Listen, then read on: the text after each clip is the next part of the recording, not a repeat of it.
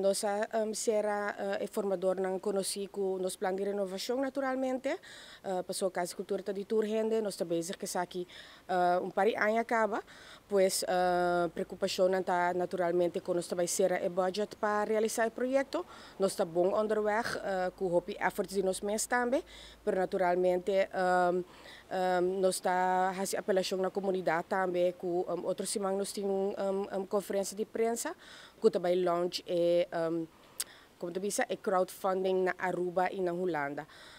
Pois sim, não tata gusta o projeto, mas eu hope mês a papi de profundização também de tópico não para conscientizar nos maatschappij de vários tópicos para fazer casa cultura echt lugar onde a gente pode reflexionar e denk aspecto educacional eigenlijk para nossa comunidade e também para ganhar mais acercamento com o turismo. Wat papel de projeto de expansão, como está? Você falta fundo, foi o governo anterior, você não recebeu isso aqui, você pendente quizás para o governo novo se receber, que você falta?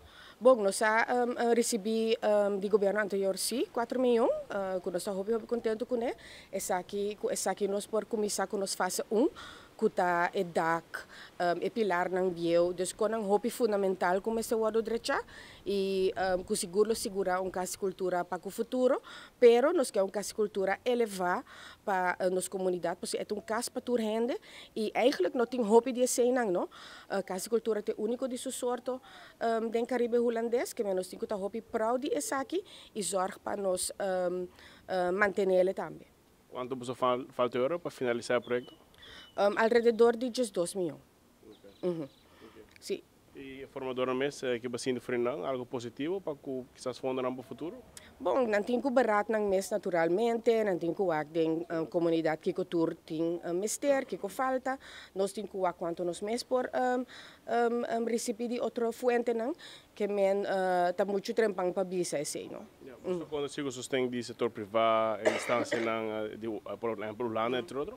Esse não tá a versão que vai começar agora aqui mês, com A e B, e outro semana nós está lança esse para pueblo sa hopi mais DJ.